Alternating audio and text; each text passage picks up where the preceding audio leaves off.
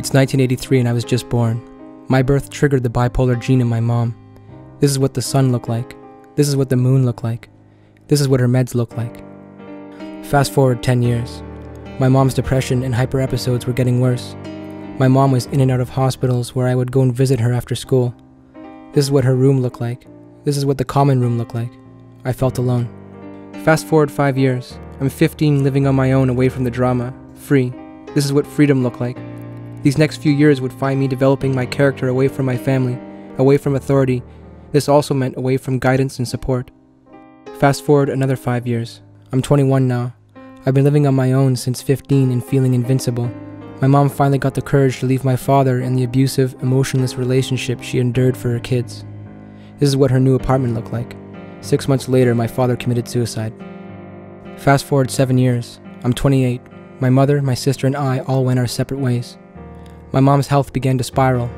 In and out of hospitals, more meds. This is what her room looked like. This is what her meds looked like. After a while, she collapsed completely, and my sister and I came together to help my mom recover. This is where my life started to slide. I started to present bipolar symptoms and fell into a deep depression. I stopped sleeping and eating regularly, and over the next 8 months I would try to get help for what I was feeling inside. I went to walk-in clinics asking for someone to talk to. They said they had no one and offered me meds. I went to places like Homewood and Guelph. They sent me away claiming there was a 6-month waiting list for intake, but they could recommend someone who could give me meds. I went to the emergency in London and yet another walk-in clinic. They all said they had no room for me and sent me away with meds. This is what the rooms looked like. This is what the meds look like. This is what their closed doors look like. So I took the antidepressants. This is what they look like. I had a bad reaction and they caused severe mania. This could have been avoided with a simple question during a proper intake. Any history of bipolar in your family? Why, yes. Well, these aren't for you. Okay. That mania would find me in trouble. I had never broke the law before, and still here I was, sitting in a jail cell, my entire life on fire, confused, alone. All of which could have been avoided had I had a proper intake and a proper diagnosis. This is what my apartment looks like. This is what my college looks like. This is what I look like.